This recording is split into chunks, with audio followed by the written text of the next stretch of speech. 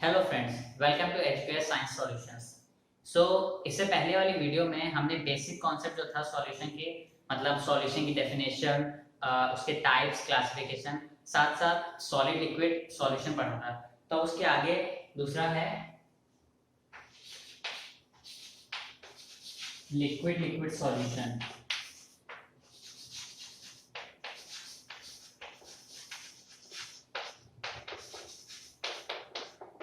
Liquid liquid solution में ये पढ़ने से पहले एक टर्म आपको समझना होगा, वेपर प्रेशर। क्या होता है vapour pressure? The pressure exerted by vapour of liquid on the surface of liquid. Imagine कीजिए एक बीकर है, इसमें लिक्विड भरा हुआ है, ठीक है। आप इसे हीट सप्लाई कर रहे हैं, तो इसके जो वेपर्स बनेंगे वो उसी के सरफेस पे जो प्रेशर लगाएंगे वो होगा वेपर प्रेशर, ठीक है।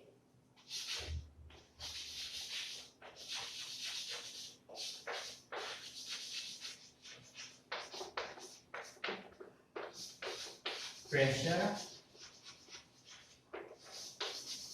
exerted by vapor of liquid on the surface of liquid, ठीक है। तो ये होता है वेपर प्रेशर। अब इसी में लिक्विड लिक्विड सॉल्यूशन में एक लॉ आता है जो बेसिकली बहुत इंपॉर्टेंट है, ये है रॉड्स लॉ। देखिए, आप सब जानते हैं कि सॉल्यूशन में दो कंपोनेंट्स होते हैं, सॉल्यूट और सॉल्वेंट। तो रॉड्स लॉ कहता है कि मान लीजिए ए और बी है, सॉल्यूट और सॉल्वेंट, ठीक है। तो रॉड्स लॉ कहता है कि vapour pressure of a component is directly proportional to its mole fraction. Vapour pressure जो होगा सॉल्यूशन के कंपोनेंट का, वो डायरेक्टली प्रोपोर्शनल होगा उसी के मोल फ्रैक्शन के बराबर। ऐसे ही PV directly proportional to XV, ठीक है। तो अगर प्रोपोर्शनैलिटी साइन हटाएंगे तो एक कांस्टेंट आएगा पीए नॉट एक्स से, और इधर PV equal to PV not XB, ठीक है। तो यहाँ पे PA PV, PA not PV not क्या है, इससे न्यूमेरिकल्स बहुत आते हैं। तो पीए नॉट पीवी नॉट क्या है, ये है प्योर स्टेट में वेपर प्रेशर।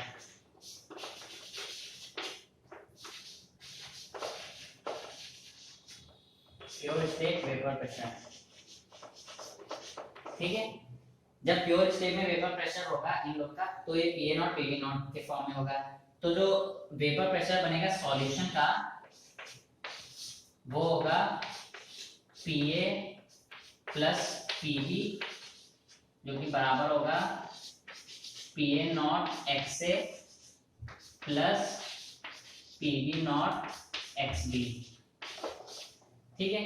तो ये हो गया रॉड्स लॉ। तो अब देखते हैं आइडियल और non ideal solution. Ideal solution और नॉन आइडियल सॉल्यूशन।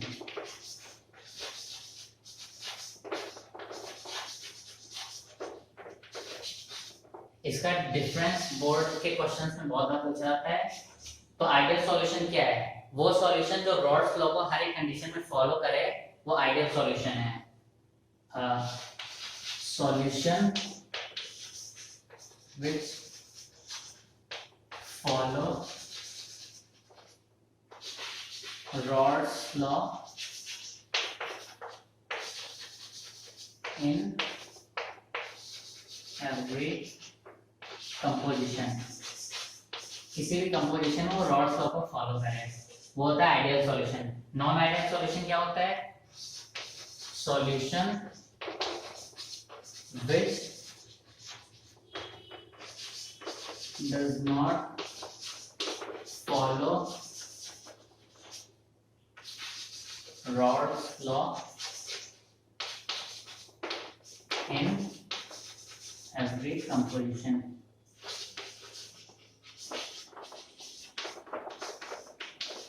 ठीक है, एक और डिफरेंस देखते हैं कि जैसे कि P S to P A naught X A plus P B naught X B, ये फॉर्मूला इसमें लिखना जरूरी होगा। इसमें P S naught equals to P A naught X A plus P B naught X B. ठीक है, delta H जो होगा यहाँ पे जीरो होगा, चेंज इन एंथैल्पी जीरो है। ठीक है, और यहाँ पे delta H naught equals to zero होगा। वॉल्यूम सॉल्यूशन का है वो volume A plus volume B के बराबर है, मतलब चेंज नहीं होगा। और यहाँ पे वॉल्यूम जो है वो बराबर नहीं होगा, चेंज हो जाएगा। साथ में एक और पॉइंट ले लेते हैं कि यहाँ पे inter molecular force not disturb, inter molecular force जो होगा पार्टिकल्स के बीच में वो डिस्टर्ब नहीं होगा। और यहाँ पे इंटर मॉलिक्यूलर फोर्स डिस्टर्ब। ठीक है, तो ये डिफरेंस पूछा जाता है बोर्ड क्वेश्चन में, आइडियल सॉल्यूशन क्या होता है और नॉन आइडियल सॉल्यूशन क्या होता है। अब एक इसमें ग्राफ आता है, ग्राफ पूछते हैं मोल फ्रैक्शन और वेपर प्रेशर के बीच में, मोल फ्रैक्शन और वेपर प्रेशर के बीच में ग्राफ पूछते हैं, वो देख लीजिए।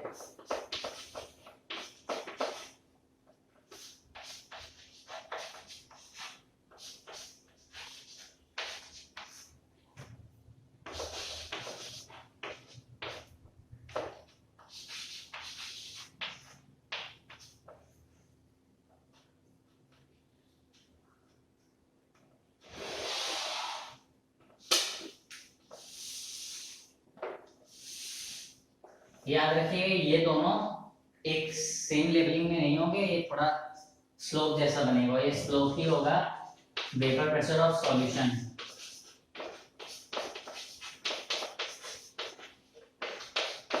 ये नीट के सवालों में ग्राफ पूछ लेते हैं। ठीक है,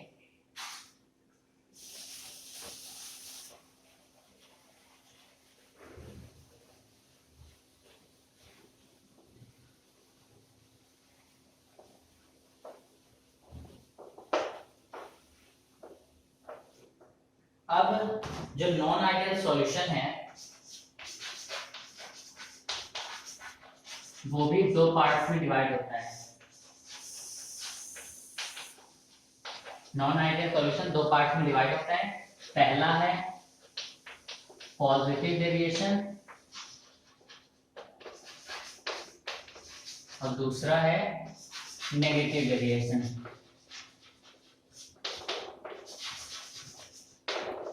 ठीक है, तो इन दोनों के बीच में भी डिफरेंस कई बार पूछ लेता है। तो पॉजिटिव डेविएशन में क्या होता है, जो वेपर प्रेशर है सॉल्यूशन का वो ग्रेटर होगा P A naught X A plus P B naught X B के। ठीक है, और यहाँ पे नेगेटिव डेविएशन में वो लेस होगा P A naught X A plus P B naught X B के। ठीक है, डेल्टा V जो है वो ग्रेटर देन जीरो होगा, यहाँ पे delta V less than zero होगा, यहाँ पे delta H change enthalpy greater than zero होगा, मतलब एंडोथर्मिक है, मतलब वो हीट एब्जॉर्ब कर रहा है। ठीक है, और यहाँ पे delta H change enthalpy less than zero होगी, मतलब ये एक्सोथर्मिक होगा, हीट रिलीज कर रहा है, इस तरह की सॉल्यूशन। ठीक है, साथ में इसमें एक ग्राफ आते हैं दो, दोनों में ही वो देख लीजिए, सेम पहले वाले ग्राफ जैसे ही हैं दोनों। पॉजिटिव डेविएशन में क्या होगा, कर्व्ड होंगे, ये पॉजिटिव डेविएशन का ग्राफ है। और ये नेगेटिव डेविएशन का ग्राफ है। लेबलिंग कर लीजिए तो x1 x0 x1 x0, ठीक है, ये Pn और ये Pn और, तो इस तरह से उसमें भी लेबलिंग हो जाएगी। तो ये है आइडियल, ये है नॉन आइडियल सॉल्यूशन के दो टाइप्स, पॉजिटिव डेविएशन है, नेगेटिव डेविएशन, ठीक है, नोट कर लीजिए।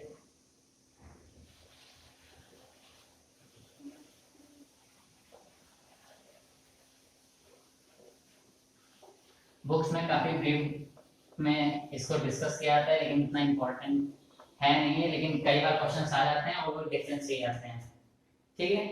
तो अब आते हैं थर्ड टाइप सॉल्यूशन के, गैस लिक्विड सॉल्यूशन।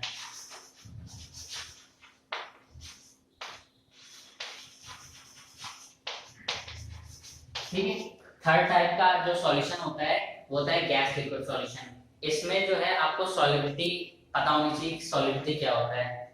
सॉल्वेंट में अमाउंट ऑफ सॉल्यूट जो मिक्स होता है उसकी सॉल्युबिलिटी होती है, ठीक है। अब देखते हैं, अब इसमें एक लॉ आता है हेनरीज लॉ, ठीक है, वो पढ़ेंगे। लेकिन इससे पहले देख लेते हैं कि सॉल्युबिलिटी जो है गैस की लिक्विड में वो किन फैक्टर्स पे डिपेंड करती है, ठीक है।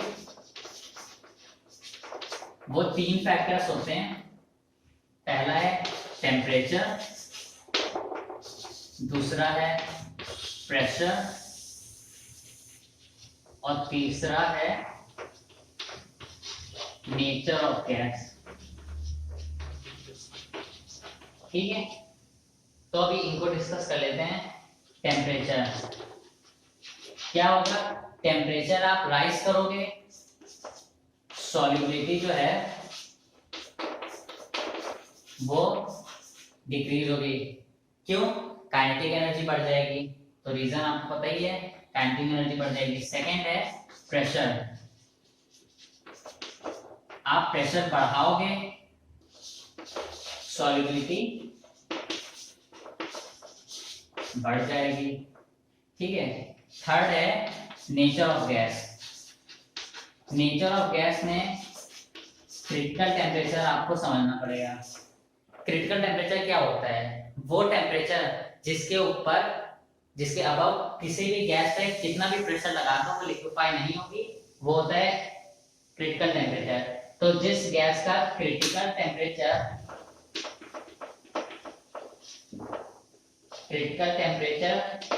ज्यादा होगा उसकी सॉल्युबिलिटी ज्यादा होगी, मतलब कम टेम्परेचर पे उसकी सॉल्युबिलिटी भी ज्यादा होगी।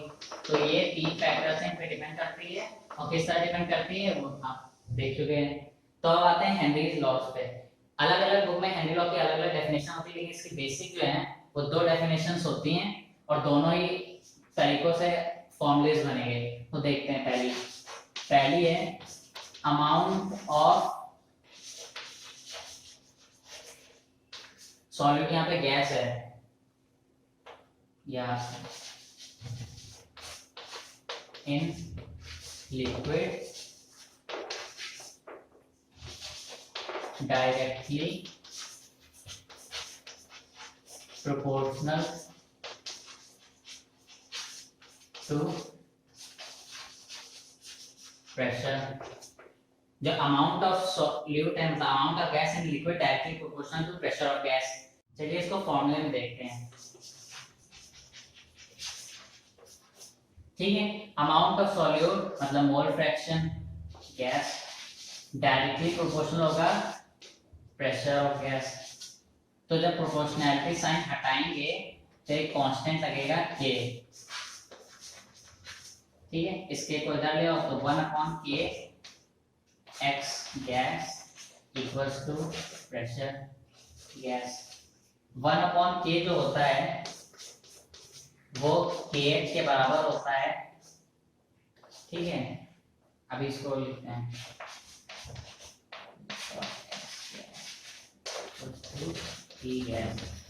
तो एक फॉर्मूला आता है और इसमें kh जो होता है वो होता है हेनरीज कांस्टेंट,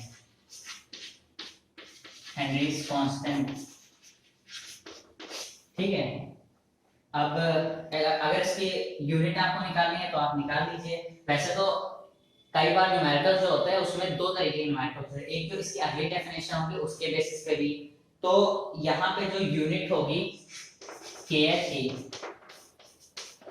वो होगी प्रेशर की यूनिट होगी, चाहे वो एटमॉस्फेरिक में ले लो या MMHg में ले लो या किसी टॉर बार में ले लो, ठीक है। अब आप आइडेंटिफाई कैसे, मान लो न्यूमेरिकल जो होते हैं वो दो तरीके से आते हैं, वो सॉल्युबिलिटी के बेसिस पे आ सकते हैं या फिर मोल फ्रैक्शन के बेसिस पे। तो आप उसमें KH कौन सा लोगे, अभी अगले में देखेंगे फॉर्मूला, KH कौन सा लोगे वो आप उसकी यूनिट से देख के पता लगाओगे, ठीक है। तो इसमें जो यूनिट होगी KH की वो प्रेशर की यूनिट के बराबर होगी, ठीक है। अब इसकी अगली डेफिनेशन देखते हैं।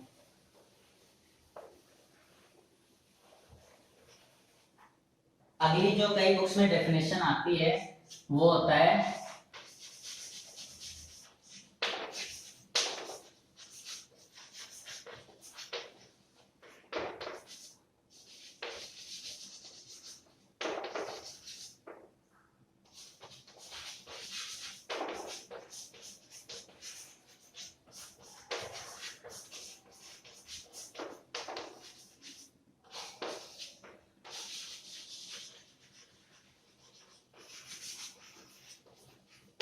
इसमें इसके जो डेफिनेशन है, solubility of gas in solution is directly proportional to pressure of gas, ठीक है। अब इसका फॉर्मूला देखते हैं। इसमें जो होगा फॉर्मूला लगेगा होगा solubility equals to KH dot pressure of gas, ये वाला फॉर्मूला लगेगा, ठीक है। और यहाँ पे यहाँ पे सॉल्युबिलिटी क्या है, सॉल्युबिलिटी यहाँ पे आपकी मोलैरिटी है, ठीक है। तो कहीं भी मोलैरिटी की यूनिट दियो तो आप ये ना कंफ्यूज है कि सॉल्युबिलिटी उसमें कहाँ है। KH जो है उसकी यूनिट बहुत इंपॉर्टेंट होती है इसमें, वो तो आप निकाल सकते हैं, जैसे सॉल्युबिलिटी होती है मोल लीटर माइनस और प्रेशर की होगी एटमॉस्फेरिक -1, ठीक है। तो ये यूनिट अगर आपको कहीं आ रही है KH की दिख रही है तो समझ लीजिए आपको ये सेकंड फॉर्मूला लगाना है, solubility equals to KH into P gas, pressure of gas, ठीक है।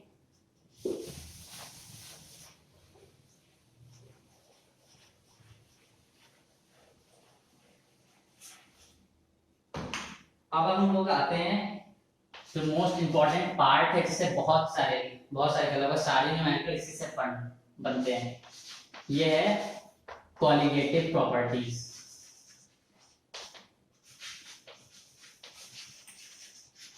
कॉलिगेटिव प्रॉपर्टीज होती क्या हैं? कॉलिगेटिव प्रॉपर्टीज सॉल्यूशन की वो प्रॉपर्टी होती है जो नंबर ऑफ पार्टिकल्स पे डिपेंड करती है, ना कि उसके केमिकल नेचर पे, ठीक है। तो वो होती हैं कॉलिगेटिव प्रॉपर्टीज। और 12th क्लास में जो बुक्स हैं उनमें 4 कॉलिगेटिव प्रॉपर्टीज बताई गई हैं, वो चारों चलिए हम देखते हैं, ठीक।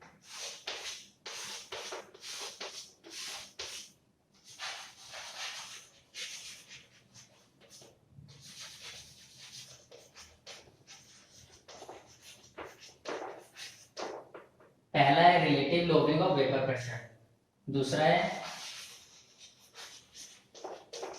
एलिवेशन ऑफ बॉइलिंग पॉइंट, तीसरा है ऑफ फ्रीजिंग पॉइंट, चौथा है ऑस्मोटिक प्रेशर, ठीक है। तो बुक्स में यही 4 है, relative lowering of vapour pressure, elevation of boiling point, depression of freezing point and osmotic pressure, ठीक है। तो अभी हम पहले देखेंगे relative lowering of vapour pressure. क्या होता है relative lowering of vapour pressure? मान लीजिए हमारे पास एक सॉल्वेंट है, ठीक है, ये सॉल्वेंट है। अब हम इसमें नॉन वोलेटाइल सॉल्यूट मिक्स कर रहे हैं,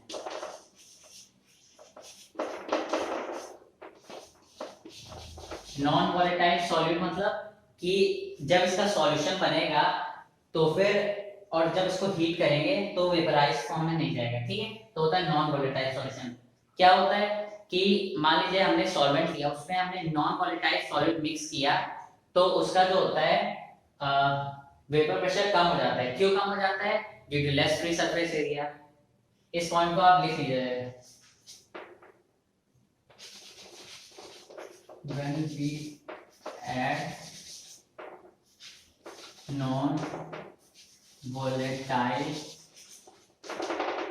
solute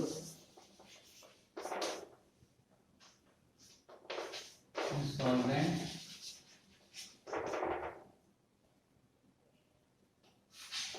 vapor pressure of solution decreases due to less free surface area. Non volatile solution ऊपर के स्पेसेस को ऑक्युपाई कर लेगा, क्योंकि वोलेटाइल तो होता नहीं है कि टेम्परेचर बढ़ाने पे वो वेपराइज फॉर्म में जाए।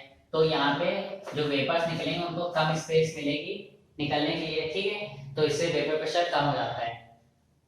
तो चलिए देखते हैं अब इस रिलेटिव लोइंग ऑफ वेपर प्रेशर का फॉर्मूला डिराइव करते हैं। किस तरह बुक्स में दिया गया है उसी के हिसाब से चलेंगे, लेकिन थोड़ा इजी फॉर्म में देखते हैं ताकि कोई कंफ्यूजन ना क्रिएट हो, ठीक है।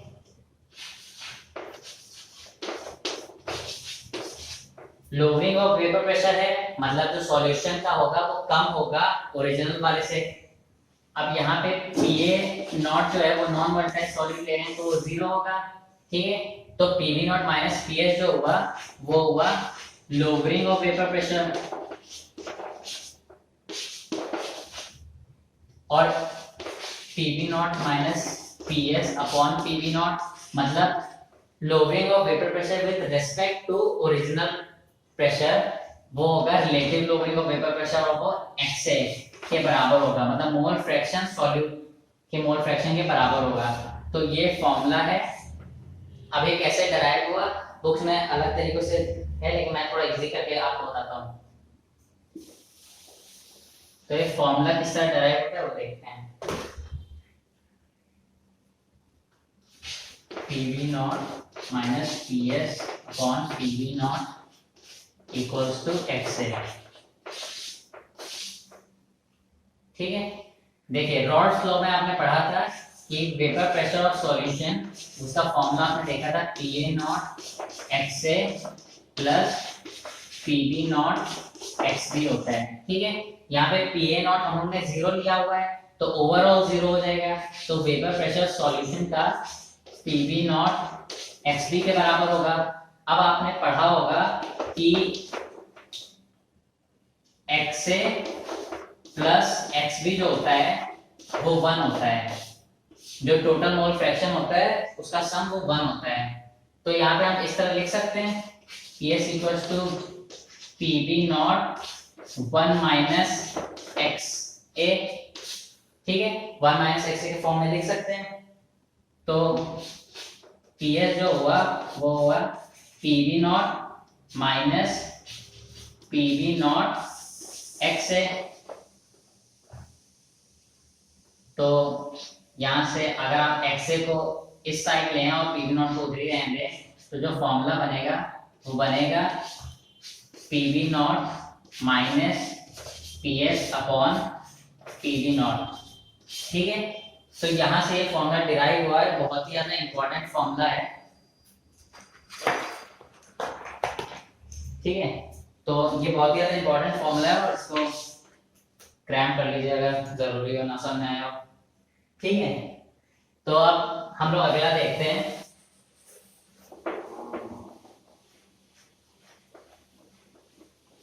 नेक्स्ट है एलिवेशन ऑफ बॉइलिंग पॉइंट। क्या होता है उससे पहले आप समझ लीजिए कि बॉइलिंग पॉइंट क्या होता है। लोअर क्लासेस में है लेकिन कई बार मुझे लगता है बच्चे समझते ही नहीं क्या होता है बॉइलिंग पॉइंट, ठीक है। बॉइलिंग पॉइंट वो टेम्परेचर होता है, चलिए एक डायग्राम के हिसाब से आपको समझाते हैं। मान लीजिए हमारे पास एक सॉल्यूशन है, यहाँ पे हीट प्रोवाइड कर रहे हैं, उसके वेपर बन रहे हैं। तो temperature which vapor pressure of solution becomes equal to atmospheric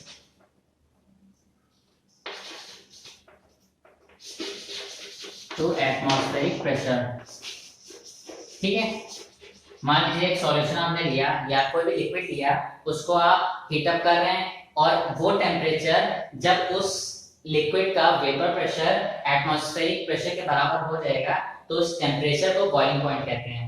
पहले बेसिकली 1 एटमॉस्फेरिक कई बुक्स में लिखा होता है क्योंकि वो नॉर्मल होता है।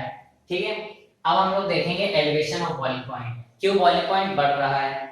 मान लीजिए वही कॉन्सेप्ट लेके चलेंगे कि हमने सॉल्वेंट लिया,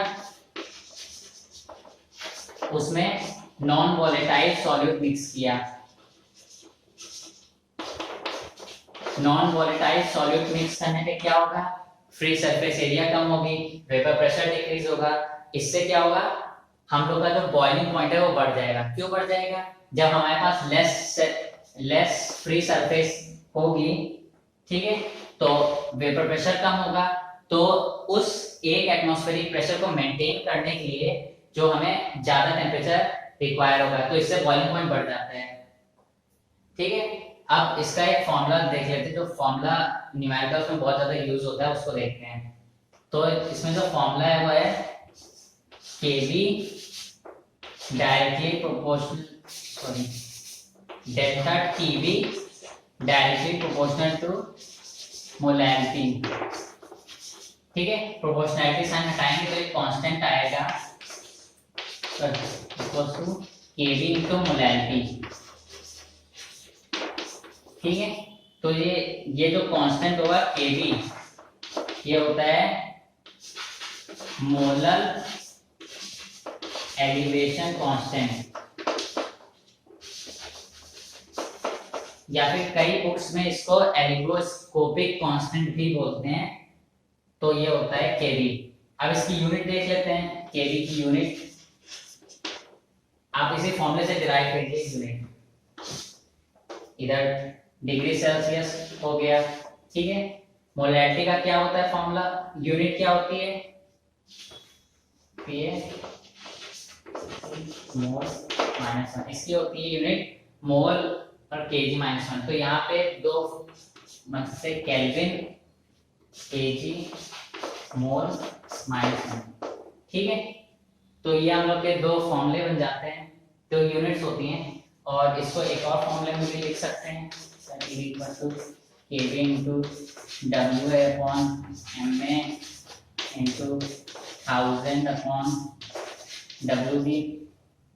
ठीक है, तो ये फॉर्मूले होते हैं, ये दो फॉर्मूले न्यूमेरिकल्स में बहुत ज्यादा यूज होगा इसका। और इसमें इतना ही है। अब थर्ड देखते हैं, depression in freezing point. Depression in freezing point मतलब फ्रीजिंग पॉइंट जो है वो कम हो रहा है। क्यों कम हो रहा है, रीजन सेम ही केस लेके चलेंगे कि जब हम लोग पढ़ रहे हैं थर्ड, जब हम नॉन वोलेटाइल सॉल्यूट ले रहे हैं, ठीक है, तो वेपर प्रेशर कम हो रहा है और उससे क्या हो रहा है, फ्रीजिंग पॉइंट भी कम हो रहा है। उससे पहले समझते हैं फ्रीजिंग पॉइंट होता क्या है। फ्रीजिंग पॉइंट क्या होता है, टेम्परेचर एट विच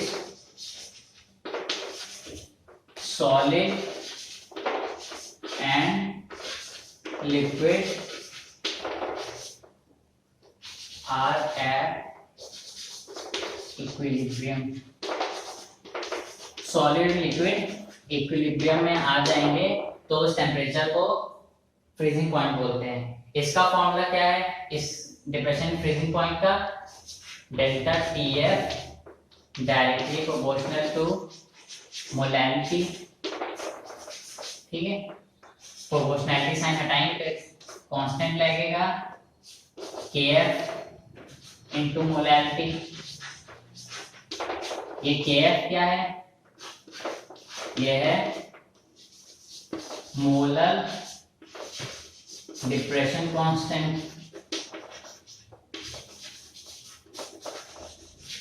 ठीक है, इसकी यूनिट सेम होगी, सेल्सियस, केजी, मोल, -1, ठीक है। तो ये हो गया depression in freezing point. So now the next is osmotic pressure. Osmotic pressure जानने से पहले आप एक प्रोसेस होता है ऑस्मोसिस, उसे समझिए। ऑस्मोसिस क्या होता है? मान लीजिए एक कंटेनर आपने लिया, उसमें एक मेम्ब्रेन, सेमी परमेबल मेम्ब्रेन ली, ठीक है। एक तरफ आपने हाई कंसंट्रेशन का सॉल्यूशन लिया। हाई कंसंट्रेशन का मतलब यहाँ पे सॉल्यूट ज्यादा होगा, मतलब सॉल्वेंट से तो कम होगा लेकिन वैसे हाई अमाउंट में प्रेजेंट होगा, ठीक है। सॉल्वेंट से तो हमेशा ही कम होगा। दूसरा लेते हैं हम लोग लो कंसंट्रेटेड, जहाँ पे सॉल्यूट कंपैरेटिवली लेस अमाउंट में प्रेजेंट होगा। अब क्या होता है कि कंसंट्रेशन को इक्वलाइज करने के लिए सॉल्वेंट पार्टिकल्स लो कंसंट्रेशन से हाई कंसंट्रेशन की तरफ आते हैं by passing semi permeable membrane, ठीक है। बायोलॉजी के स्टूडेंट से बहुत अच्छे समझिएगा। क्या होता है कि लो कंसंट्रेशन से हाई कंसंट्रेशन की तरफ मूव करते हैं सॉल्वेंट पार्टिकल्स। सॉल्वेंट पार्टिकल्स क्यों नहीं मूव करते? जैसे कि आप एग्जांपल ले लीजिए वाटर प्लस शुगर का, ठीक है। एक तरफ कंसंट्रेशन ज्यादा, एक तरफ कम। इसमें शुगर पार्टिकल्स मूव क्यों नहीं कर सकते? क्योंकि वो जो सेमी परमेबल मेम्ब्रेन्स के होल होते हैं उनसे कंपैरेटिवली लार्ज होते हैं साइज में, तो पास नहीं कर सकते, तो सॉल्वेंट पार्टिकल्स मूव करते हैं। तो ऑस्मोसिस प्रोसेस क्या होता है? Process of movement of solvent particles from low concentration to high concentration, ठीक है। through या by passing through semi permeable membrane,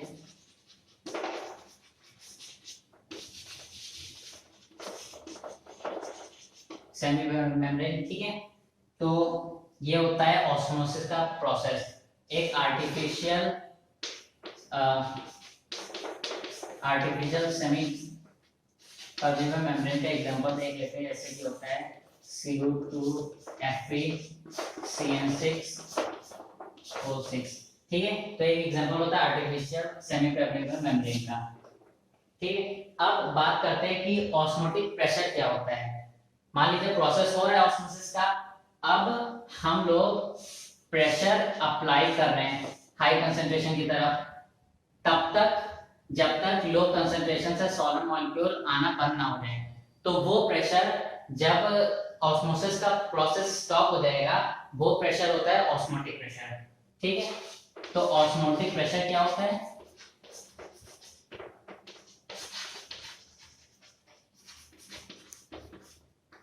pressure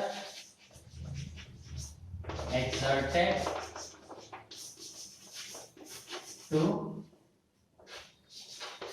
stop the process of osmosis, ठीक है। तो ये हो गया ऑस्मोटिक प्रेशर। वो प्रेशर जो हाई कंसंट्रेशन का लगाएंगे ताकि ऑस्मोसिस का प्रोसेस स्टॉप हो जाए, वो होता है ऑस्मोटिक प्रेशर। लेकिन फर्दर अगर आप प्रेशर बढ़ाते जा रहे हैं तो यहाँ से क्या होगा, जो पार्टिकल्स है सॉल्वेंट पार्टिकल, वो अपोजिट डायरेक्शन में मूव करने लगेंगे। मतलब इस प्रोसेस को बोलेंगे रिवर्स ऑस्मोसिस। आरओ आपने सुना है, आरओ प्यूरिफायर, तो आरओ प्यूरिफायर में वही रिवर्स ऑस्मोसिस ही होता है। एक एग्जांपल देख लेते हैं रिवर्स ऑस्मोसिस का। एक बहुत अच्छा एग्जांपल है, वो है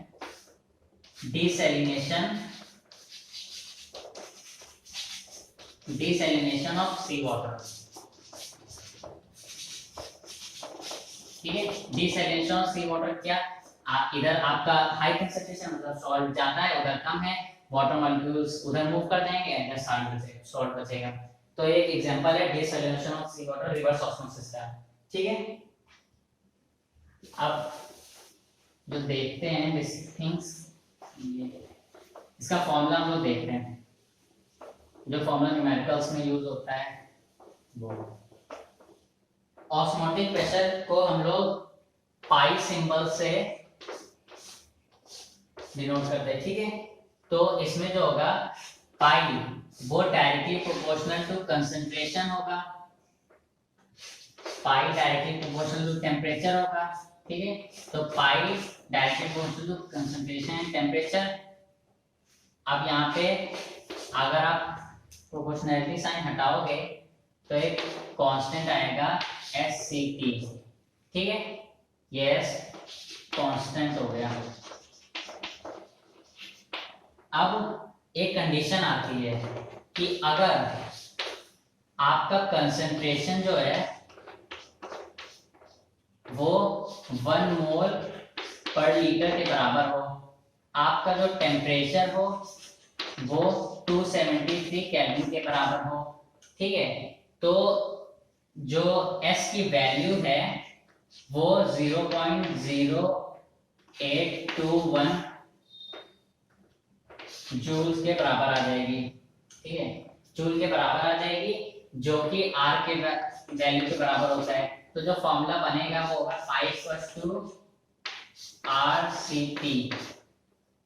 ये C कंसंट्रेशन है, मतलब N/V RT, ठीक है। अब इससे क्या होगा, P nRT। ये आइडियल सॉल्यूशन का फॉर्मूला नहीं बन गया, ठीक है। तो ये फॉर्मूला आप देख लीजिए, और ये वाला, ये दो फॉर्मूले न्यूमेरिकल में बहुत ज्यादा यूज होते हैं, ठीक है। नोट कर लीजिए।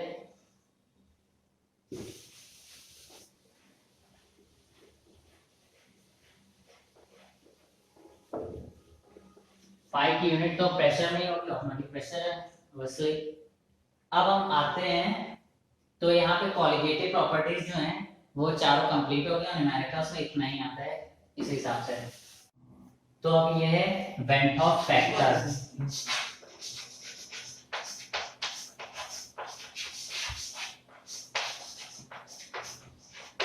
इसे I से डिनोट करते हैं, ठीक है। ये होता है एबनॉर्मल मॉलिक्यूलर मास के लिए, एबनॉर्मल मॉलिक्यूलर मास के लिए, ठीक है। वेंट हॉफ फैक्टर क्या होता है, देखिए जब हम लोग को ऑब्जर्व वैल्यू और थ्योरेटिकल वैल्यू जब मैच की गई सॉल्यूशन की मॉलिक्यूलर मास की, तो उनमें बहुत ज्यादा वेरिएशन हो रहा था, ठीक है। तो वेंट हॉफ साइंटिस्ट ने एक फैक्टर दिया जिससे कि एक रिलेशन बन जाए थ्योरेटिकल और ऑब्जर्व वैल्यू में, ठीक है। तो वो फैक्टर वेंट हॉफ फैक्टर है। चलिए आप देखते हैं कि क्यों, अच्छा इसके लिए रीजन क्या था और नहीं किन कंडीशंस में बनता है वेंट हॉफ फैक्टर यूज करते हैं वो देखते हैं। कंडीशंस, ठीक है। तो कंडीशन ये होनी चाहिए कि डिसोसिएशन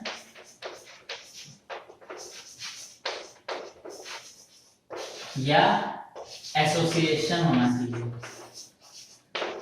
मतलब क्वेश्चन में आप देखिए कि ऐसा कोई कंपाउंड तो सॉल्यूट की जगह नहीं लिया गया कि जो डिसोसिएट या एसोसिएट हो रहा है। अगर हो रहा है तो आपको फिर समझ जाना होगा कि वो वेंट हॉफ फैक्टर से रिलेटेड क्वेश्चन आया है, ठीक है। तो वेंट हॉफ फैक्टर को I से डिनोट करते हैं, और इसका जो फॉर्मूला होता है वो ये होता है observe value of colligative property to theoretical value of colligative property, ठीक है। इसका एक और फॉर्मूला होता है, देखिए आपको पता है कि कॉलिगेटिव प्रॉपर्टी जो है, कॉलिगेटिव प्रॉपर्टी वो इनवर्सली प्रोपोर्शनल होती है मॉलिक्यूलर मास से, ठीक है, ये रिलेशन आपको याद रखना होगा, इनवर्सली प्रोपोर्शनल होती है मॉलिक्यूलर मास से। तो आई के जो एक और फॉर्मूला बनेगा वो ये है कि थियोरेटिकल मॉलिक्यूलर मास अपॉन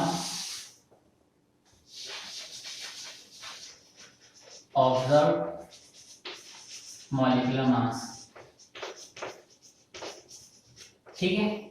इसके अलावा एक और फॉर्मूला है जो अभी हम लोग एसोसिएशन और डिसोसिएशन में फॉर्मूला निकालेंगे, तो उसमें एक और लगेगा फॉर्मूला आई का, वो ये है total number of moles at time t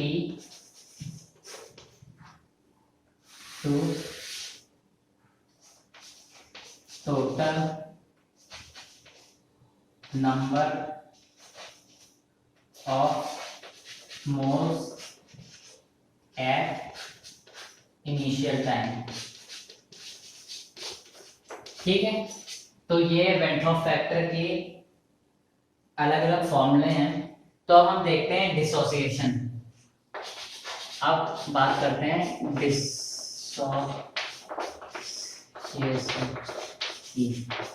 dissociation, ठीक है। एक रिएक्शन देखते चलते हैं। मान लीजिए ये है रिएक्शन हमारी, ठीक है। ये रिएक्शन है, अगर टाइम 0 है तो अभी यहाँ पे कंसंट्रेशन 1 और इधर 0 मान के चलते हैं। एट टाइम t यहाँ पे हो गया 1 माइनस अल्फा और यहाँ पे हो गया n अल्फा। तो I का जो यहाँ फॉर्मूला बनेगा वो इस फॉर्मूले को आप देख के चलिए, total number of moles at time t। तो total number of moles at time t ये हो गया 1 minus alpha plus n alpha, ठीक है। और total number of moles at initial time, तो at initial time concentration 1 plus 0 है, ठीक है। तो ये हो गया फॉर्मूला जो बना 1 minus alpha plus n alpha.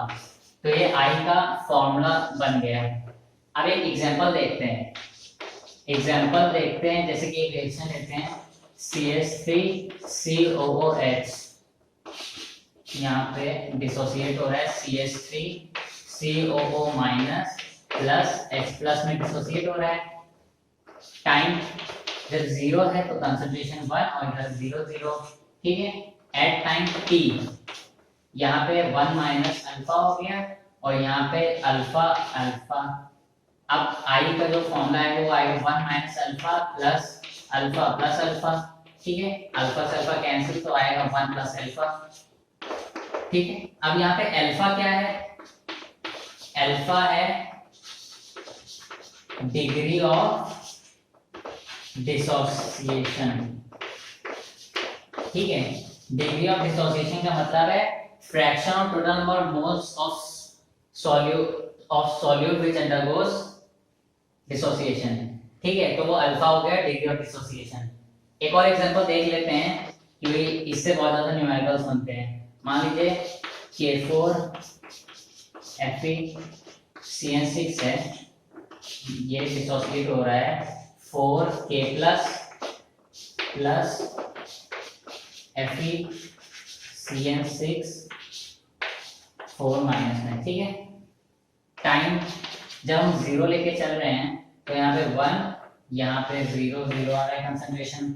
Eight time t यहाँ पे हो गया 1 माइनस अल्फा, यहाँ पे कोएफिशिएंट को भी इंक्लूड करना है तो यहाँ 4 लिखा है, 4 कोएफिशिएंट है तो 4 अल्फा लेंगे, ठीक है।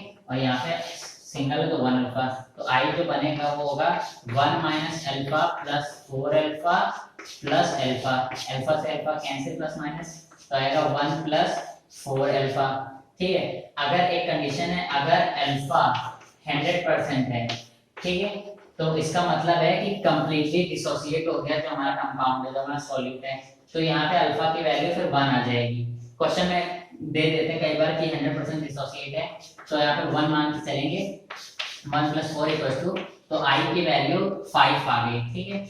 अब इस मान लीजिए I की वैल्यू इस तरह आप निकालेंगे तो आप थ्योरेटिकल वैल्यू में I मल्टीप्लाई कर देंगे तो आपकी ऑब्जर्व वैल्यू आ जाएगी। तो ये हो गया हम लोग का डिसोसिएशन। अब हम लोग बात करते हैं एसोसिएशन की। चलिए एसोसिएशन की बात करते हैं।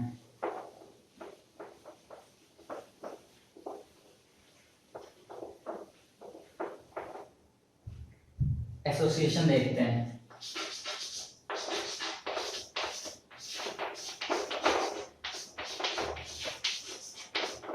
एसोसिएशन देखते हैं। Same reaction, n number of A हैं, वो मिलके एन बना रहे हैं, ठीक है।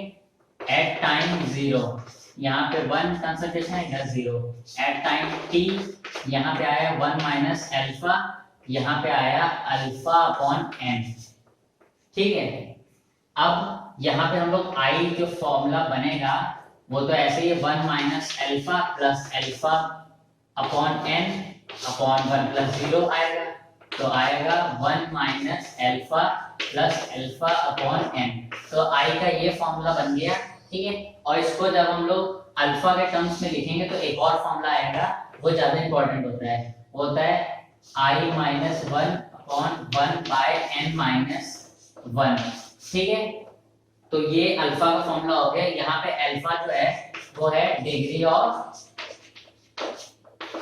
ऑफ एसोसिएशन, ठीक है। डिग्री ऑफ एसोसिएशन है यहाँ। अब आप ये n क्या होता है इसको भी ध्यान में रखिएगा कि n क्या होता है। अगर n यहाँ पे 2 है तो इसका मतलब वहाँ डाइमर है, मतलब कहीं पे डाइमर दिया हुआ है। अगर कंपाउंड मिलके A2 बना रहे हैं, ठीक है, तो वहाँ पे डाइमर बन रहा है तो n की वैल्यू आप 2 लेंगे। अगर n3 है तो वहाँ ट्राइमर बन रहा है, और अगर वहाँ टेट्रामर बन रहा है तो n4 लेंगे, ठीक है। तो इस तरह से ये हो गया एसोसिएशन। अब बात करते हैं, कुछ टर्म्स भी क्लियर होने चाहिए आप लोगों को, जो भी एग्जाम्स में, बोर्ड एग्जाम्स में डेफिनेशंस पूछ लेते हैं, ठीक है। तो वो देखते हैं। एक होता है एजियोट्रॉपिक मिक्सचर। एजियोट्रॉपिक मिक्सचर क्या होता है वो देखिए। मान लीजिए ये आपका कंटेनर है, ठीक है, इसमें liquid A plus liquid B भरा हुआ है, ठीक है। अब इन लिक्विड्स की प्रॉपर्टी क्या होती है कि ये दोनों जब साथ में आएंगे तो कंप्लीटली मिक्सेबल है, कंप्लीटली मिक्स हो जाएंगे। आप पता ही ना पाएंगे कि ये दो लिक्विड्स हैं। बॉयल एट सेम टेम्परेचर पे ये दोनों एक साथ बॉयल होंगे तो भी आप डिस्टिंग्विश नहीं कर पाएंगे, और cannot be separated by distillation।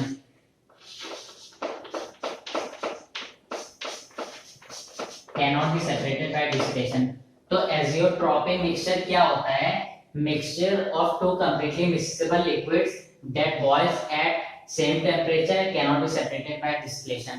ठीक है, तो वो होता है एजियोट्रॉपिक मिक्सचर। एग्जांपल देख लेते हैं। एग्जांपल होता है C2H5OH प्लस H2O। ये एग्जांपल है एजियोट्रॉपिक मिक्सचर का, ठीक है। तो और इसके बाद कुछ और भी टर्म्स हैं जैसे जो आपको ध्यान में रखने हैं, जो पूछ लेते हैं कभी, जैसे कि इंटेंसिव प्रॉपर्टी क्या होता है? इंटेंसिव प्रॉपर्टी, ठीक है। इंटेंसिव प्रॉपर्टी क्या होता है? Properties which does not depend on quantity of matter, doesn't depend on quantity of matter। Quantity of matter पे डिपेंड नहीं करती हैं ऐसी प्रॉपर्टीज इंटेंसिव प्रॉपर्टी होती है। एग्जांपल टेम्परेचर ले लो, ठीक है। अब दूसरा होता है एक्सटेंसिव प्रॉपर्टीज। एक्सटेंसिव प्रॉपर्टीज क्या होता है? जो क्वांटिटी ऑफ मैटर पे डिपेंड करती हैं, उन प्रॉपर्टीज को एक्सटेंसिव प्रॉपर्टीज कहते हैं। ये depends on quantity of matter.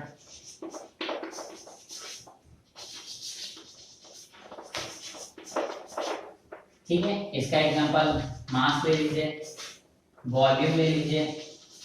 Volume, मास, ठीक है, एक्सेट्रा, ये क्वांटिटी ऑफ मैटर डिपेंड करेंगी।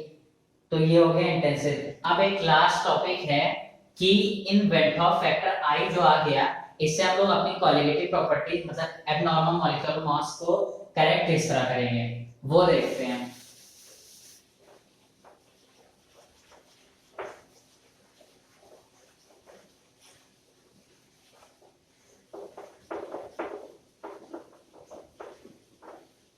ठीक है, क्वालिटेटिव प्रॉपर्टीज को करेक्ट किस तरह करेंगे।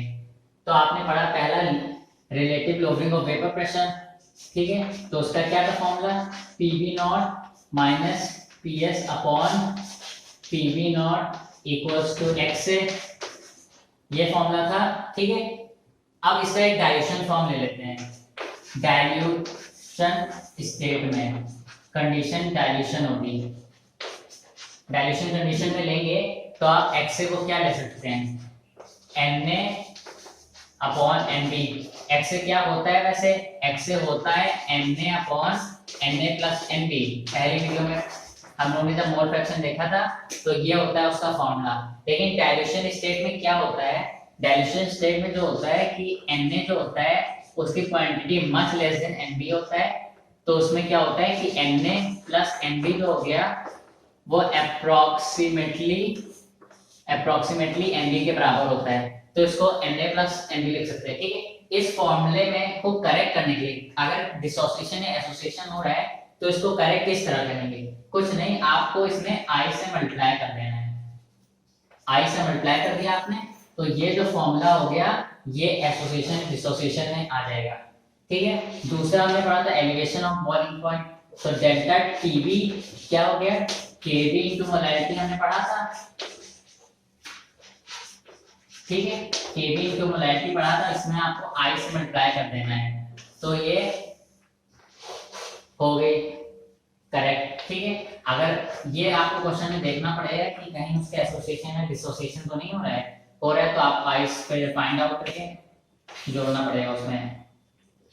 तीसरा हमने पढ़ा था delta TF equals to KF into molarity,